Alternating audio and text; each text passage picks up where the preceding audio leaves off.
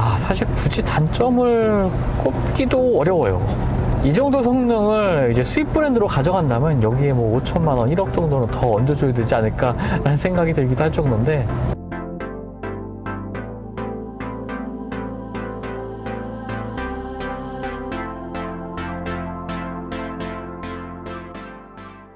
네, 안녕하세요. 글로벌오토유스 원서동입니다. 오늘은 G80 전동화 모델, 부분 변경 모델을 지금 시승을 하고 있습니다.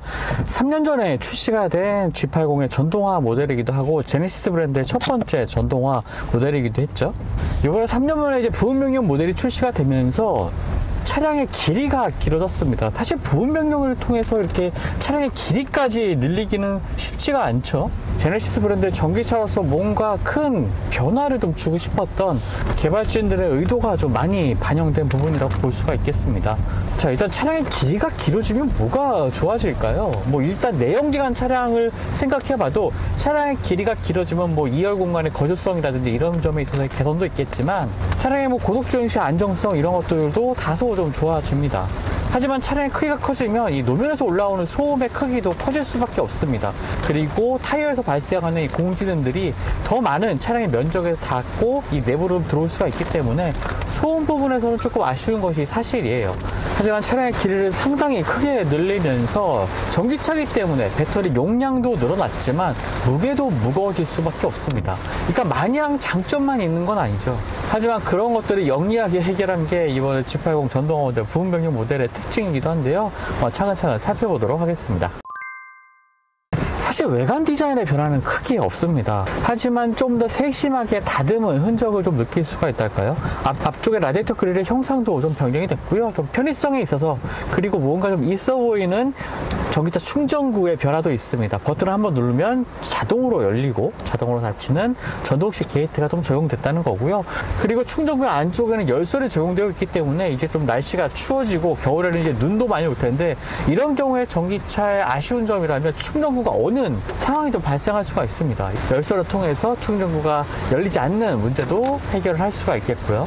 범퍼 아래쪽에는 미묘한 변화가 있습니다. 단순히 디자인을 위한 변화만은 아니고요. 공력 성능의 흐름을, 공기의 흐름을 좀 더 원활하게 하기 위한 범퍼 하단부의 변화도 볼 수가 있겠고, 휠 디자인 역시 좀 더 공기를 원활하게 흐르게 하기 위한, 전기차들은 공력 성능이 정말 핵심 중에 핵심이기도 합니다. 그만큼 이 전비 효율이 좋아지기 때문인데요. 그래서 이렇게 소소한 신경 쓴 부분들이 눈에 띄는 변화를 만들고 있고요. 그리고 차량의 측면으로 가보면 C필러 쪽에 달라진 C필러 디자인이 있습니다. 두 개의 크롬 몰딩이 이제 교차되는 형태로 이제 구성이 된 건데요. 이런 것들을 통해서 기존 모델과 차별점, 좀 더 정돈된 이 측면부 이미지를 만드는 요소로 작용을 하고 있죠. 실내 변화는 뭐 크진 않습니다. 1열 공간에서 느끼는 변화는 크진 않지만, 제네시스 브랜드 참 오랜만에 다시 만났는데 이 손끝에 느껴지는 모든 소재의 이 고급감은 정말 대단하네요. 동급의 독일의 프리미엄 세단들과 견주어도 전혀 뭐 부족함이 없습니다.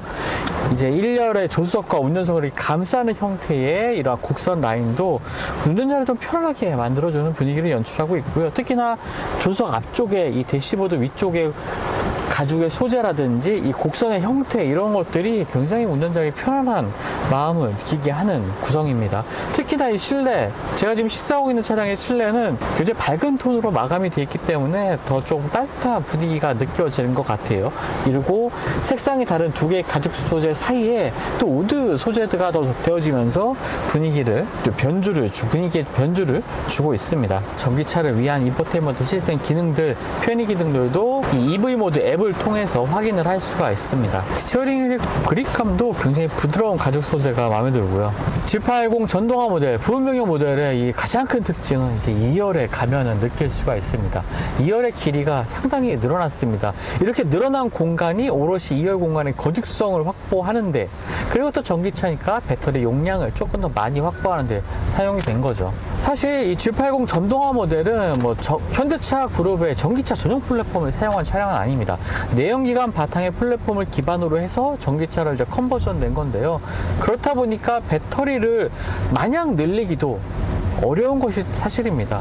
하지만 주행거리를 늘리기 위해서는 배터리를 늘려야 했고, 그래서 차량의 길이를 길게 만들었는데 이것이 오히려 G80 전동화 모델에는 또 장점이 되는 거죠. 2열 공간의 거주성이 늘어났을 뿐만 아니라 2열 시트의 각도를 조절하고 또 높이를 조절할 여유까지도 늘어났습니다. 그렇다 보니까 기존의 G80 전동화 모델을 탔을 때 2열 공간의 만족감도 뭐 나쁘진 않았지만, 이 부분 변경 모델의 2열 공간은 사실 이 상위 모델인 G90과 견주어도 큰 차이가 없게 느껴집니다. 허벅지를 받칠 수 있는 레그 서포터까지 확장을 시키게 되면은 뭐 편안함은 이루 말할 나위도 없고요. 특히나 이제 머리를 기댈 수 있는 헤드레스트의 각도를 위아래 또 앞뒤로 또 조절할 수가 있기 때문에 더 편안하게 2열 시트 공간을 활용할 수가 있습니다. 거기다가 2열에는 또 중요한 게 디스플레이가 2개가 또 마련이 되는데요. 이제는 정말 OTT 서비스도 차량의 2열에서 편안하게 볼 수가 있을 것 같습니다. 사실 뭐 핸드폰으로 보면 되는 거 아니냐라고 얘기를 하실 수도 있을 텐데, 이제 2열에 앉아보게 되면 굉장히 편한 자세로 몸이 만들어지죠. 그 상황에서 굳이 핸드폰을 들어서 뭐 불편함을 느낄 필요 있을까요? 그냥 디스플레이, 앞쪽에 디스플레이, 큰 디스플레이에 나오는 여러 가지 영상들을 보면서 이동을 하면 되는 겁니다. 시트도 다양한 이제 각도로 조절을 할 수가 있고요. 그런데 역시나 이 상석이라고 말하는 이 상석은 이 운전석 대각선 뒤쪽이 되는 것 같습니다. 그쪽에는 시트를 조절할 수 있는 버튼도 하나가 더 추가가 되거든요. 그만큼 가장 그 탑승자를 배려할 수 있는, 환대할 수 있는 자리가 되겠죠. 이게 비가 너무 와서 사실 여러 가지 테스트를 해보기도 좀 어려운 상황이긴 한데, 어쨌건 결론적으로 말씀드리면 굉장히 만족스러운 이 주행 성능 보여주고 있습니다. 뭐 주행의 부드러움 이루 말할 수가 없네요. 그냥 미끄러지듯 주행한다고 말할 수가 있겠습니다. 굳이 뭐 어떤 수식어도 필요하지 않을 것 같아요. 주행 모드를 변경할 수 있는 버튼은 이쪽에 있고요. 에코, 컴포트, 스포츠, 마이 모드, 스노우까지 다양한 주행 모드 선택할 수가 있는데, 슈퍼 모드가 따로 있습니다. 버튼을 길게 누르면 이제 슈퍼 모드로 바뀌게 되는데요. 이때는 운전자 위주의 주행에서 2열 승객을 위한 주행 모드로 적극적으로 바뀌게 되는 거죠. 뭐 슈퍼 모드로 바뀐다고 해서 사실 근데 운전자가 이렇게 체감이 되는 부분은 크지는 않습니다. 하지만 차량은 좀 더 2열 승객의 편안함에 중점을 맞춘 주행 모드를 이제 실행을 하게 되는 거죠.